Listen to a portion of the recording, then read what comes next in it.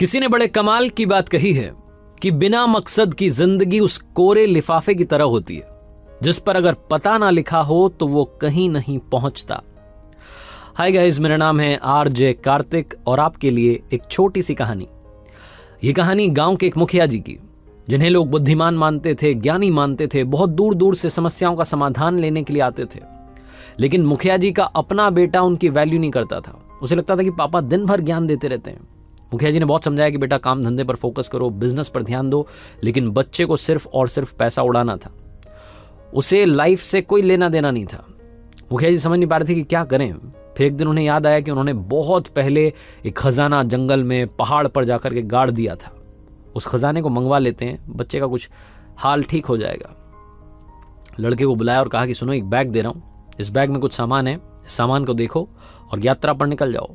लड़के ने देखा, उसमें 4 जोड़ी कपड़े थे, एक टॉर्च थी, कुछ खाने पीने का सामान था, कुछ पैसे थे और साथ में एक नक्शा था, उस खजाने तक पहुंचने का नक्शा।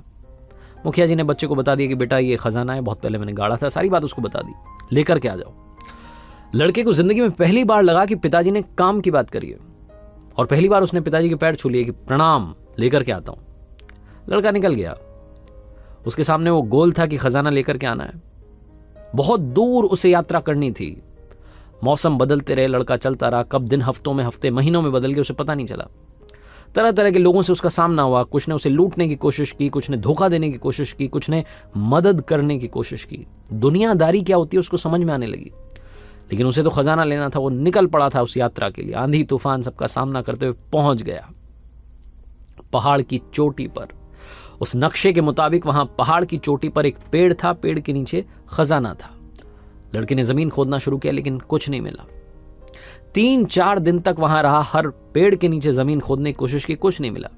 उसे समझ में आ गया कि उसके पिताजी ने उसको बेवकूफ बना दिया इतनी दूर भेज करके।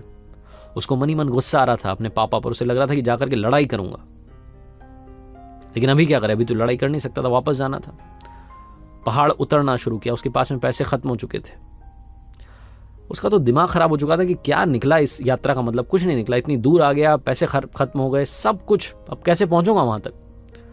लेकिन जब लड़का नीचे उतर रहा था, शाम का समय था, सूर्यास्त होने को था, हल्की सी लालिमा सूरज की थी, पेड़ चमक रहे थे, वो सुहाना दृश्य था। उसे पहली बार प्रकृति से प्यार हो गया। उसे लगा कि क्या सुंदरता है।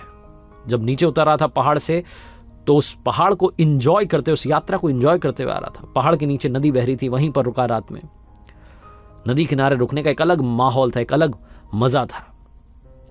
जब वापस आ रहा था तो मौसम बदल रहे थे और ये लड़का भी धीरे धीरे अंदर से बदल रहा था। इसको हर उस चीज में मजा आ रहा था जो इस प्रकृति में थी। सनसेट देखता, सनराइज देखता, पेड़ों पर बैठा रहता घंटों तक, नाचते हुए मोरों को देखता। जब हल्की बरसात होती उसे एंजॉय करता। जब वापस आ रहा था तो उन सब लोगों से मिला जो पिछली बार मिले थे और अब की बार इसे लगा कि इन लोगों की मदद करता हूं। इन्होंने मुझे भोजन करवाया था, अपने यहाँ रुकवाया था, तो उनके खेतों में काम करने लगा। थोड़ा बहुत पैसा भी उसे मिला। उस पैसे से अपने लिए नए कपड़े खरीदे, वरना उन्हीं 4 जोड़ी कपड़ों में जिंदगी बिता रहा था। अब की बार आनंद ले रहा था जिंदगी के, हर उस मौसम को जीते हुए आया जो उसके सामने था। फूलों का बहुत बड़ा बगीचा आया पहाड़ से उतरते वक्त, उसको भी एंजॉय किया।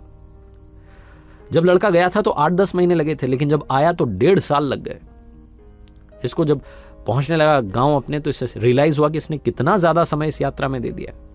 घर पहुंचा, पिताजी इंतजार कर रहे थे। देखते ही बच्चे को गले लगा लिया और लड़के से पूछा कि कैसी रही यात्रा, खजाना मिला कि नहीं। लड़के ने बस एक जवाब दिया कि अरे पिताजी, जब वहां पहुंचा उससे पहले ही कोई खजाना लेकर के चला गया। और जैसे इसके मुंह से ये बात निकली, लड़के ने सोचा कि ये क्या बोल दिया, मुझे तो इनसे लड़ाई करनी थी, ये मैं क्या कह दिया मैंने। तभी उसके पिताजी ने कहा, मुखिया जी ने कहा कि नहीं बेटा, वहां कोई खजाना नहीं था, मैंने तो तुम्हें ऐसे ही भेज दिया था। तो इस लड़के ने पूछा कि क्यों भेजा था। तो मुखिया जी ने कहा कि क्यों भेजा था बाद में बताऊंगा, पहले बताओ कि यात्रा कैसी रही। तो लड़के ने कहा कि यात्रा के बारे में क्या बताऊं, जब मैं जा रहा था तो मेरे सामने लक्ष्य था और उसी लक्ष्य को हासिल करने के लिए बस चला जा रहा था। मुझे पता ही नहीं था क्या हो रहा है मेरे आसपास। पहुंच गया वहां, मैंने जिया ही नहीं अपने आप को। लेकिन जब कुछ नहीं मिला, वापस आ रहा था, तो हर उस मौसम को जीते हुए आया, लोगों से मिलते हुए आया, दुनियादारी को समझते हुए आया, अनुभव करते हुए आया। मुझे बड़ा मजा आया वापस आते वक्त। जाते वक्त उतना मजा नहीं आया था। जीने का मौका तो मुझे वापस आते वक्त मिला। जब लड़के ने बात कही तो उसके पिताजी ने कहा कि बेटा बस यही जिंदगी का मकसद है। जिंदगी में गोल होना अच्छी बात है, लेकिन गोल तक की जो यात्रा है उसे जीना सबसे जरूरी बात है। आपकी भी जिंदगी में कोई गोल होगा, आप उसे अचीव करना चाहते हैं, मेहनत कर रहे हैं, बहुत बढ़िया अच्छा काम कर रहे हैं, लेकिन ये जो यात्रा है इसको जीना, इसको महसूस करना मत भूल जाना, क्योंकि ये जो छोटे छोटे पल हैं, जो एक्सपीरियंसेस हैं, इन्हें मिलाकर के जिंदगी बनती है। ये सांस जब तक आ रही है तब तक आप और हम जी रहे हैं। जिस दिन आना बंद हो गई, जिंदगी खत्म हो जाएगी, आसपास जो कुछ है कुछ भी मैटर नहीं करेगा। ये एक्सपीरियंसेस मैटर करेंगे जो हम यहां से लेकर के जाएंगे। तो अपनी जिंदगी के हर पल में मुस्कुराना शुरू कीजिए। जिंदगी का मकसद, पर्पस सिर्फ और सिर्फ यही है कि आप खुश रहें और दूसरों को खुश रखें। एक बार फिर से कहूंगा, ऊपर वाले के आशीर्वाद के साथ, अपनी सच्ची मेहनत के साथ और अपनी फैमिली के प्यार के साथ कर दिखाओ कुछ ऐसा कि दुनिया करना चाहे आपके जैसा। याद रखिए, हर सोमवार सुबह 9:30 बजे मेरे साथ देखिए मेरे सोशल मीडिया हैंडल्स पर एक नई कहानी।